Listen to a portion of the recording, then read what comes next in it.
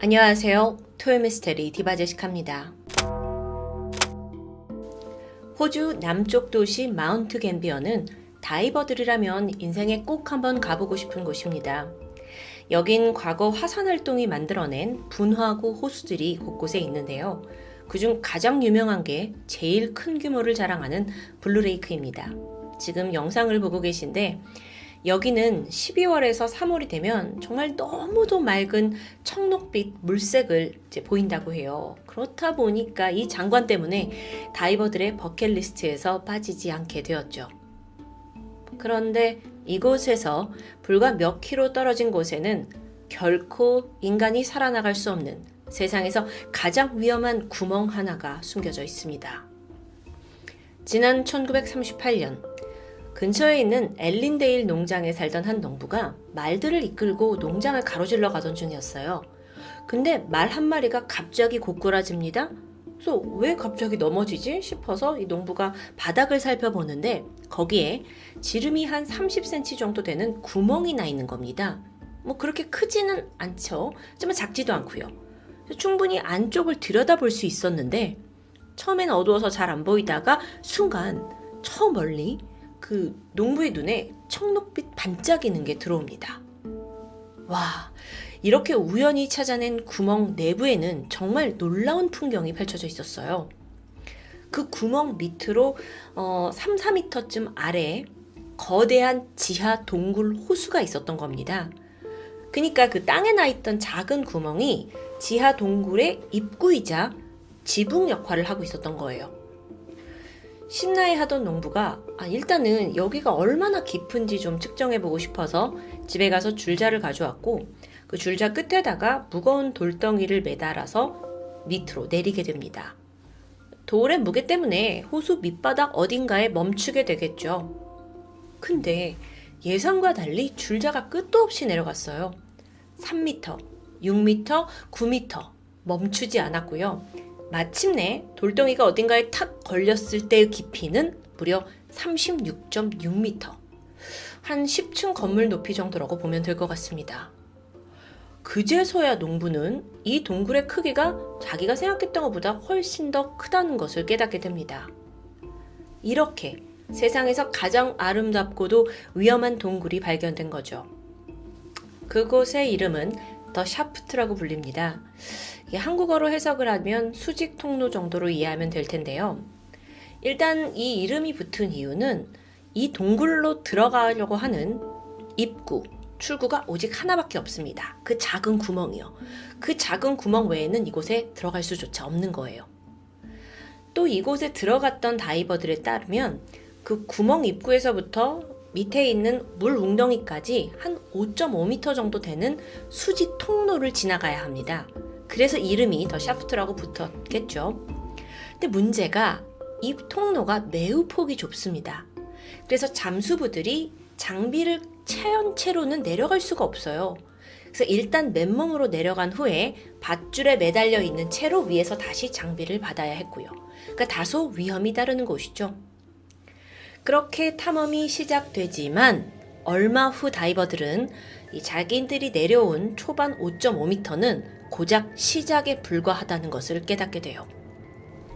여러분, 처음에 농부가 그 줄자로 쟀을 때 깊이가 36.6m 정도라고 했죠? 완전한 착각이었습니다.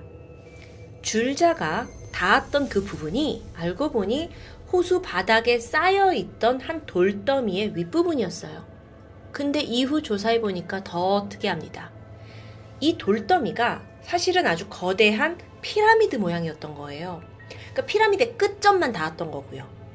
그러니까 이 피라미드 돌을 타고 양쪽으로 양갈래로 나뉘어서 내려갈 수가 있죠? 그럼 수심은 훨씬 더 깊어집니다. 특히나 이 중에 서쪽 갈래로 가게 되면 깊이가 한 79m 정도 돼요. 그런데 반면 동쪽 갈래로 더 굽이 내려가면 깊이가 120m까지 이어집니다. 여유롭게 10층 건물이 한 40m 정도 된다고 쳐볼게요. 그럼 120m는 30층 건물의 높이라고 볼 수 있겠죠? 그러니까 그 구멍에서부터 이어진 이 동굴의 깊이가 어마어마합니다. 그러니까 그 안에 뭐가 있을지도 모르겠죠? 그래서 인간의 호기심을 자극하기에 최적의 장소였던 겁니다. 그러던 1973년 사건이 벌어집니다. 가족과 친구로 이루어진 8명의 잠수부들이 더샤프트 동굴 탐험에 나서게 돼요. 이들은 호주 정부로부터 공식적인 탐험을 해도 된다는 승인을 받았는데요. 그게 오직 첫 번째와 두 번째 코스만 승인된 상태였어요. 여기서 잠깐 왜 이 탐험에 허가까지 필요한 건지 좀 설명이 필요한데요. 우선 이 동굴은 크게 3단계 코스가 나뉘어져 있습니다. 그 첫 번째는 지면, 그 구멍으로부터 36m 아래, 그 피라미드 돌더미 밑부분까지예요.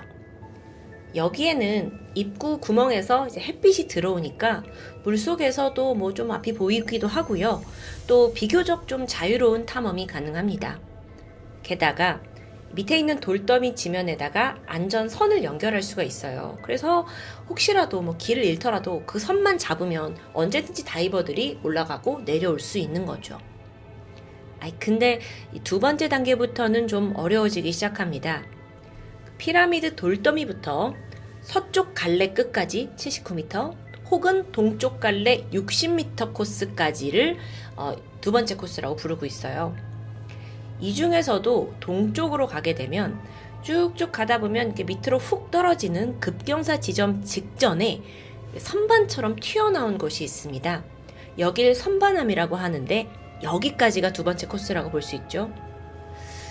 근데 여러분, 이 코스는 이미 입구로부터 좀 멀잖아요. 그러니까 빛의 세기가 매우 약하고 어둡습니다. 손전등이나 헤드전등이 있어야만 시야가 확보되겠죠. 근데 더 큰 문제가 존재하는데요. 여러분 혹시 질소 마취 들어보셨나요? 이게 스쿠버 다이버들이 종종 겪는 증상인데 산소 탱크가 이제 안에 있는 질소가 있는데 그게 혈액에 과다하게 녹아들면서 사람이 좀 몽롱한 기분에 빠지는 현상을 말해요. 이걸 영어로 마티니 효과라고 부르거든요. 보통은 수심 30m 지점에서 15m씩 더 내려갈 때마다 칵테일 마티니를 한 잔씩 더 마시듯 정신이 해롱해롱해진다 해가지고 붙은 이름입니다. 근데 이 두 번째 코스가 바로 이 수심 30m부터 내려가는 지점인 거죠. 질소 마취, 이게 얼마나 위험하냐면 사람이 나른해지는 건 물론이고요. 심지어 졸음이 쏟아져요. 그 심할 경우에는 완전한 착각과 망상 증상을 보이는데요. 그래서 한 예로는 다이빙을 하고 있는 와중인데 이게 물속이라고 인식이 안 되고 내가 물 밖에 있다고 생각이 들면서 아예 아주 숨 좀 쉬고 싶다 하고 호흡기를 빼버리는 너무 위험천만한 상황이 연출됩니다. 그래서 수심 30m 이하로 아주 깊은 수심에 들어갈 때는 반드시 잠수부들이 질소가 낮게 포함돼서 특별하게 제작된 산소통을 써야 하는 거죠. 여러분 아직 제일 위험한 코스가 남아있어요. 그 선반암이라고 불렀던 동쪽 동굴 그 지점으로부터 가장 밑바닥인 120m 지점까지 내려가는 세 번째 코스죠. 선반암에서 이제 세 번째 코스로 들어가려고 발을 떼자마자 아주 가파른 급경사가 이어지는데요. 게다가 여기는 빛이 없어요. 그래서 암흑 그 자체고요. 보시다시피 폭이 굉장히 좁죠. 그래서 잠수부들이 이렇게 꾸기고 몸을 들어가야 되는데 혹여라도 벽면에 부딪히잖아요. 그러면 석회암이 떨어지고 그게 물을 뿌옇게 만들어서 시야를 가리게 됩니다. 뭐 그게 큰 문제냐, 좀 기다리면 다시 가라앉지 않겠냐 싶지만 그게 생각보다 그렇게 뭐 순식간에 훅 깨끗해지지 않아요. 게다가 우리는 산소통을 켜고 있잖아요. 그러니까 시간이 제한적인 거죠. 또 이 깊고 좁은 곳을 다이버들이 가다가 어느 순간 시야가 가려지게 되면 굉장한 공포와 패닉에 빠져들기도 합니다. 또 다른 문제는 혹시라도 이제 위험을 느껴서 다시 돌아가려고 하잖아요. 그게 쉽지 않습니다. 왜냐면 돌아가는 중에 갈림길이 하나 나와요. 근데 한쪽은 진짜 출구고 또 다른 곳은 막다른 길이 펼쳐진 가짜 출구입니다. 혹시라도 다이버가 방향을 헷갈려서 그 가짜 출구로 들어가게 된다면 그 끝은 오직 죽음뿐이겠죠. 그래서 이곳은 이 세 번째 코스가 특히나 한번 들어오면 살아서 나갈 수 없는 것으로 불리고 있습니다.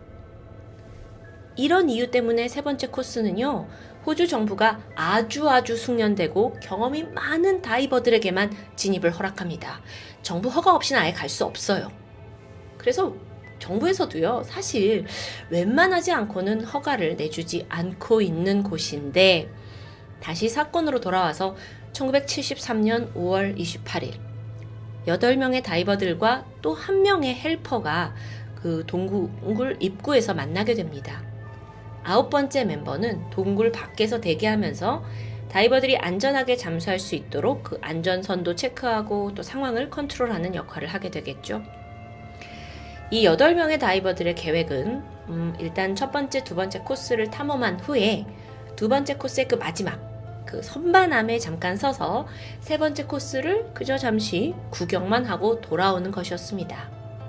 이들 모두 꽤 숙련된 다이버들이었어요. 하지만 문제가 있죠. 그동안 바닷속에서 잠수는 많이 해봤지만 동굴 다이빙에는 익숙하지 않았다는 겁니다. 어쩌면 그래서 더 이 도전에 흥분되고 기대하고 있었겠죠. 이들은 동굴 다이빙도 별반 다르지 않을 거라고 생각했던 것 같습니다. 그래서 동굴 다이빙에 하기 전에 중대한 실수를 저지르는데 산소 탱크를 그냥 일반 공기로 채워놓은 겁니다. 분명 두 번째 단계를 탐험할 때는 질소가 낮게 제작된 공기로 탱크를 채워야 한다는 지침이 있는데 이걸 어긴 거예요. 그렇게 다들 어떤 위험이 다가올지 모른 채 8명의 다이버들이 한 명씩 밑으로 내려가기 시작했죠. 사실 초반은 쉬웠습니다. 입구에서부터 그 피라미드 돌덩이 밑에까지 쭉 내려오는데 단 몇 분밖에 걸리지 않았다고 해요. 거기 도착해서 사진 찍고 한 5분 정도 시간을 보냈죠. 이후 8명의 일행은 차례대로 두 번째 코스인 동쪽 갈래로 내려가기 시작합니다. 여기서 잠깐 이들이 어떤 사람들이었냐면요. 우선 이 8명 중에 3명은 남매였습니다. 25살의 글렌, 22살의 스테판, 19살의 크리스틴, 그 외의 5명은 다 지인들이었고요. 가장 맞이었던 글렌이 코스를 앞장서 가기 시작했어요. 그리고 가장 먼저 선반암에 도착했죠. 이후 차례차례 한 명씩 도달합니다. 그 선반암 아래로 까마득한 세 번째 코스를 바라보면서 자연의 놀라움을 금치 못해요. 그렇게 한참을 감상했고 5분 정도가 흘렀죠. 바로 이때 가장 먼저 내려왔던 글렌이 산소통 레벨이 꽤 낮아졌다는 것을 인지합니다. 돌아갈 산소도 남겨놔야 하잖아요. 그래서 그는 즉각 일행들에게 이제 돌아가자고 말하려고 했죠.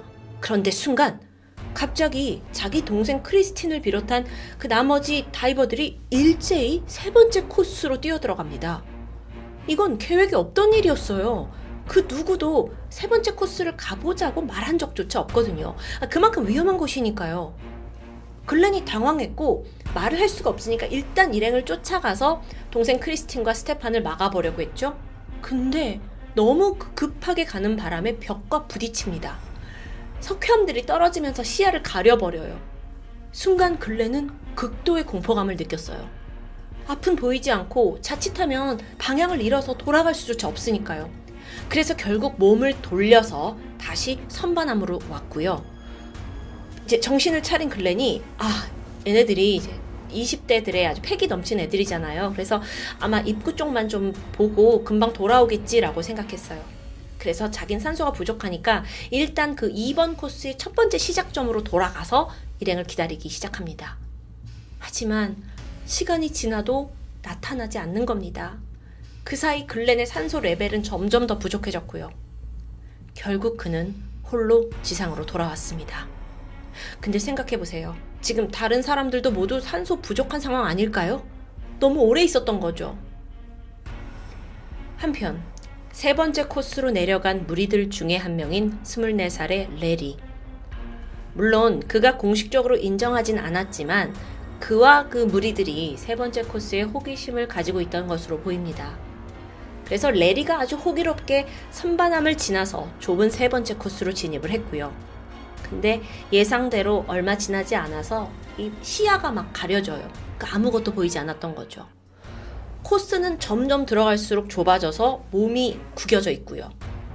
그제서야 레리를 포함한 다이버들이 이거 안 되겠다. 뭔가 잘못됐다. 라는 걸 깨달았고 다시 돌아가기 위해서 급하게 방향을 틀게 됩니다. 하지만 뒤를 돈 순간 이미 석회 물질로 인해 모든 게 뿌옇게 가려져 버립니다. 그러면서 여기가 어디지 싶은 거예요. 자, 돌아가는 길. 당시 레리는 그저 자기 눈앞에 있는 크리스틴의 오리발을 어렴풋이 쫓아갔습니다. 뭐 어쨌든 그 선반항까지 돌아가기만 하면 되는 거니까요. 그런데 잠시 후에 크리스틴의 오리발이 시야 속에서 사라져버려요. 당황했죠. 하지만 일단 침착하게 계속 앞으로 나아갔습니다. 그 사이에 다행스럽게 석회가 좀 거치면서 무사히 목적지인 선반함을 찾는 데 성공해요. 근데 주변을 봤죠? 근데 다른 일행은 다 없는 겁니다. 자기 혼자예요. 이거 어쩌지? 산소 레벨도 많이 떨어져 있어요. 그는 나머지 사람들을 두고 갈 수 없다고 생각했고 그래서 또다시 세 번째 코스로 들어가게 되죠. 석회물질을 일으키지 않으려고 아주 천천히 움직이고 있었는데 순간 저 멀리서 이렇게 왔다 갔다 비치는 손전등 불빛이 보입니다. 그래서 그게 어딘가 보니까 이 동쪽 구역의 가짜 출구 입구입니다. 거기로 가면 안 되잖아요. 근데 거기에는 크리스틴 그리고 또 일행의 한 명이었던 28살의 로버트가 그 앞에서 헤매고 있는 듯 했어요. 그래서 레리가 나 여기 있다고 둘의 주의를 끌기 위해 손전등을 막 켜려고 했는데 마침 전원이 나갔습니다. 주위는 깜깜하고 또 방금 막 움직이면서 석회암이 뿌여서 시야는 뿌여졌고 심지어 산소 레벨까지 제대로 확인하기 힘든 상황이에요.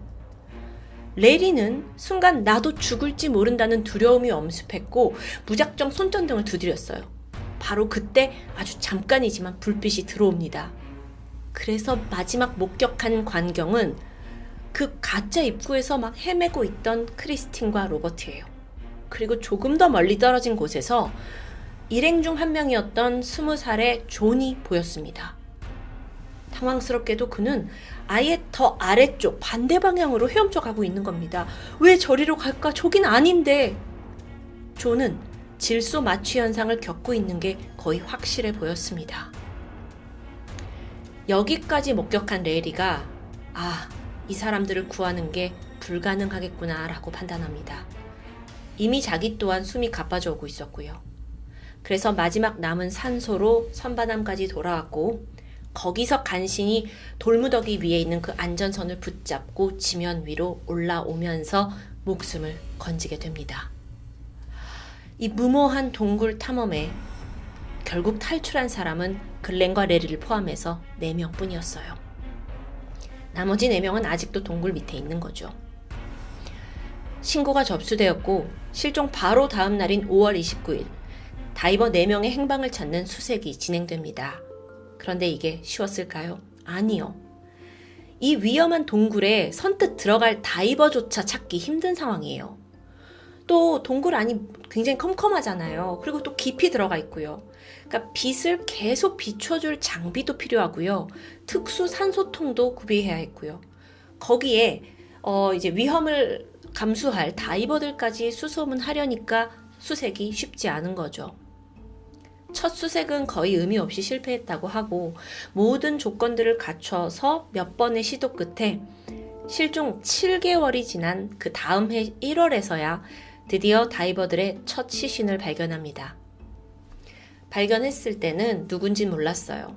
착용한 장비로만 시신인 걸 알 수 있었고 이후 인양을 해서 치과 기록을 확인해 봤더니 다이버 중 한 명이자 글렌의 동생이었던 스테판이었죠. 이후 다시 동굴에 들어가기까지는 2달이 더 걸렸습니다. 왜냐면 개선된 장비가 있어야 했기 때문이에요. 그리고 3월 또 한 번의 수색이 시작되었고 그때 글렌의 동생 크리스틴과 같이 있던 로버트가 발견됩니다. 그 마지막에 목격됐을 때 동쪽에 있는 가짜 출구 근처에 있었죠. 실제 이들의 시신은 막혀있던 동굴의 끝쪽에서 발견됩니다. 당시 서로를 끌어안은 채 있었는데요. 출구를 찾는 데는 완전히 실패했고 또 어차피 산소가 없어서 돌아갈 수 없다라는 것에 모든 걸 포기하고 서로를 포옹한 채 죽음을 맞이했다고 알려져 있습니다. 자, 바로 다음 달 4월입니다. 또다시 수색이 시작되었죠. 이게 왜 자꾸 시간이 걸리냐면요. 이 수색에 참여하는 다이버들도 신체를 회복할 시간이 필요해요. 깊은 곳에 오래 있다 보니까 이들도 질소 마취 현상을 겪고 있었거든요. 그리고 4월 시작된 수색에서 드디어 마지막 사망자 존, 그 사람이 동굴의 가장 밑바닥에서 발견됩니다. 사고 발생 11개월 만이었죠. 너무도 허망한 죽음을 맞이한 이 4명의 다이버. 사망 원인은 모두 저산소증이었습니다. 끔찍한 비극을 겪은 후에 해당 동굴은 봉쇄되었어요. 당연하겠죠. 하지만 여전히 다이버들에게 이곳은 너무도 미지의 장소여서요. 탐험은 계속되고 있고요. 이후로도 인명사고가 계속 발생했거든요. 더 샤프트, 이 죽음의 동굴에서 끝내 빠져나오지 못한 사람은 무려 16명으로 기록됩니다. 해당 동굴을 체험한 다이버들에 따르면 안에 들어가면 유달리 맑고 정말 신비로운 청록색을 띈다고 해요. 거기에 매료돼서 일생일대의 경험을 하겠다고 다들 뛰어드는 거죠. 하지만 결론은 비극이었습니다. 어찌된 일인지 이런 사고가 계속 발생한데도 불구하고 현재 동굴은 아예 봉쇄가 풀려서 여전히 사람들을 유혹하고 있습니다. 물론 여러분, 미지의 세계를 도전하고 탐험하는 건 인간의 본능이라고 할 수 있습니다. 하지만 그게 과연 목숨을 지키는 것보다 더 가치 있는 일일까요? 인간이 자연을 너무 탐험의 대상으로만 쉽게 생각한 건 아닌가 하는 안쓰러움이 남습니다. 지금까지 토요미스테리 디바제시카입니다.